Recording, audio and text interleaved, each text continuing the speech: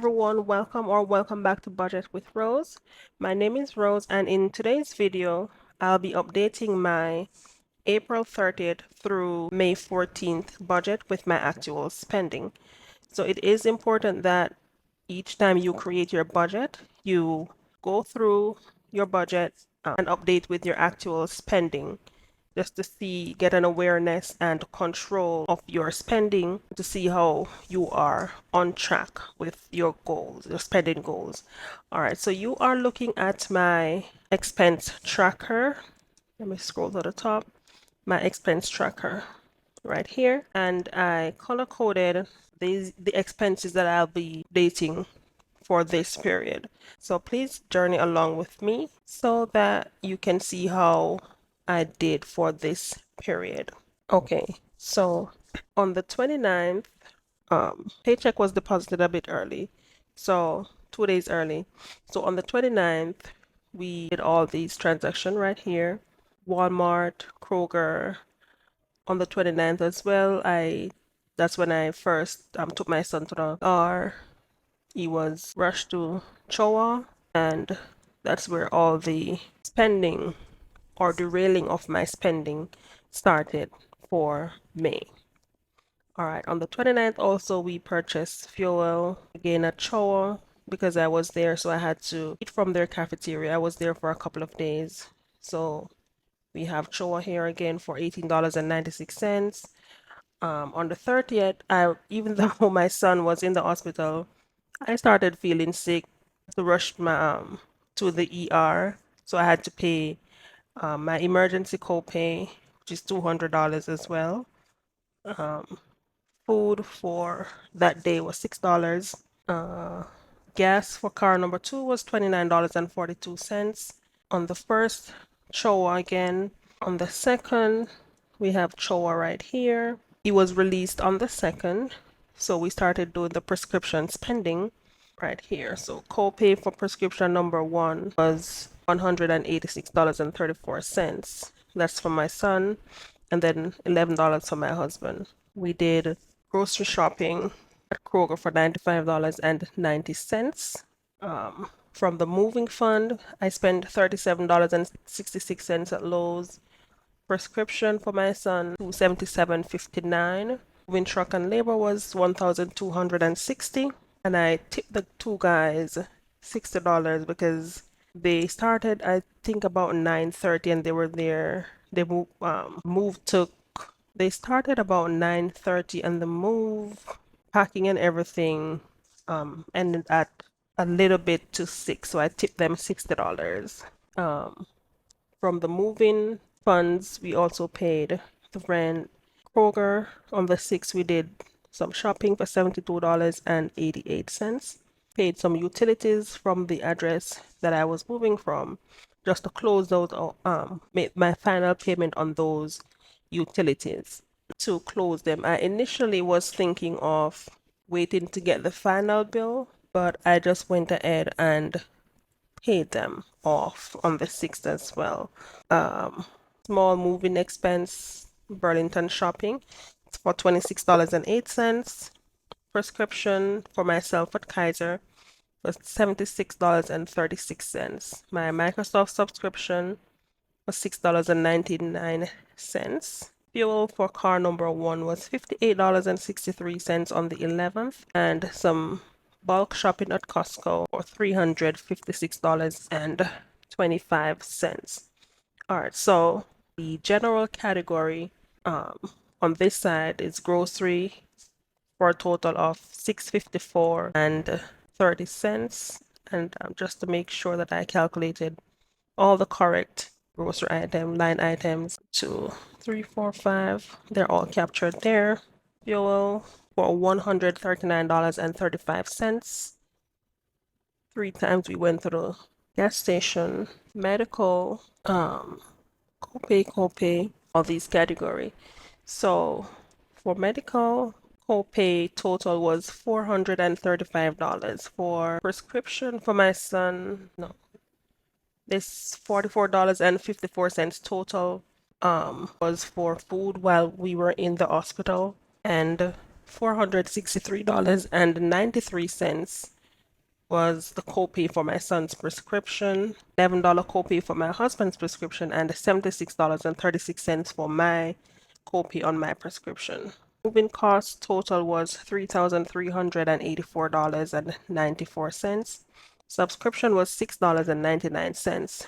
And gas, I just went over gas utilities. Okay, so now that I covered the individual expenses for this period, I'm going to switch over to the April budget worksheet since this period falls within the April paycheck period. Okay, so the budget was $7,674.67, comprising of combined income of $3,053.67, transfer from my special project fund $2,321, and transfer from my emergency fund was $2,300. Okay, so let's go through the budget by category and fill in for each line item. So for water, since I have it all calculated on the expense tracker, I'm just going to go here and link it here. Gas, electricity, no internet, no cell phone. Okay, so let me just go over, no, let me just continue and input all of these before, and then I'll compare. Groceries, 54. Our insurance was not in there. And moving, well, that was medical. Special project. Here, special project. Okay, so for water, I budgeted $200, but I actually paid $479.59. I paid $279.59 more than I budgeted, and that would close out the balance I had on the water bill because I was moving. For gas, I budgeted $150. I paid $179.40, overpaid by $29.40 to close that account as well. Electricity, I did not budget for, but I paid $172.44 just to close out that account as well. Nothing was budgeted for internet or cell phone. So let's move over to fuel. So we actually traveled less because we were both home for the most part for the last 2 weeks. So we spent $139.35 for the period. So we have $60.65 less than we spent $60.65 less than we budgeted. Okay, for groceries and toiletries, I spent $454.30 more than I budgeted. Actually, the budgeted amount was $200, so that's $454.30 more.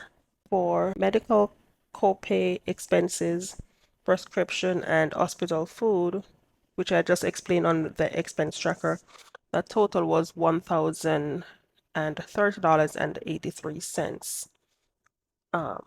So that's $30.83 more than I budgeted. So let me go to the special project. I almost skipped this. So for special project, I budgeted $3,621, and I actually spent $3,384.94. That's $236.06 less than I budgeted for. And I actually spent this a little bit less than I budgeted because I asked the moving company for a discount on the rate that they gave me. So that was good. All right, so for the over expenditure for food and utility and water, all these utilities was offset by the fact that I spent less on the moving, and also the fact that I had this $649.38 here that I did not budget, and I left it unbudgeted just in case there are any unexpected occurrence. for the period. Okay. All right. So let me see right here. Okay, so for housing and general expenses, I budgeted a total of $5,371. The actual amount spent for the period was $6,040.85. That's $669.85 more than I budgeted, which this amount right here in unexpected, 649.38 could assist with covering that amount. So moving on to savings and investment, no activity was done in this section for this period, and that's the same thing for personal and discretionary, no activities. This is my fix. That is my basically my fixed my most fixed category. So for car number one, payment was successful for $244.19. For car number two was $230.94, and that was successful as well. 150 was paid towards cards for the period, $621 to loan number one, and $383.16 to loan number two. So that category came in on target for $1,629.29. Moving along to my miscellaneous category, did not tide, which is not good. No giveaways. For subscription, that was $6.99 that I spent for subscription. So I actually budgeted $25 just so I could keep some money aside for subscription, because I'm always forgetting to budget for subscription. But some of that money got used up, so I only paid for what was due for this period, which was $6.99. And as explained earlier, unexpected or did not budget at $649.83 was used to offset the over expenditure in housing and general expense. So with all that, I am over budget by $2.46. Even though my goal is to be on point, I don't think going over by $2.46 is really bad, given the circumstances of the emergency medical and all that we had going on for this month. May really started out as a rough month for us, but we are really hanging on, and we are hoping that everything will take a turn for the better in the next budgeting period for starting on May 15th. All right, so there you have it. We've successfully updated our budget for the period of April 30th through May 14th. Remember that tracking your expenses and adjusting your budget as needed is an ongoing process. So I was feeling a bit discouraged just tracking, because I was wondering if I'm going to go over or if I'm missing anything. But hopefully today is 12. I don't have anything due on the 13th, and there's nothing due on the 14th, and then payday is going to be on the 15th. So I think that I'm good for now. So don't get discouraged if things are not going perfectly. Key is to be consistent and learn from your spending habit. So if you found this video helpful, please be sure to leave a like and subscribe for more budgeting videos from Budget with Rose. Let me know in the comments below what your biggest budgeting challenges are for this period. And if you have any questions, please feel free to leave them as well. I will definitely respond. If you have a suggestion, please feel free to leave it as well. All suggestions are welcome. So until the next video, happy budgeting!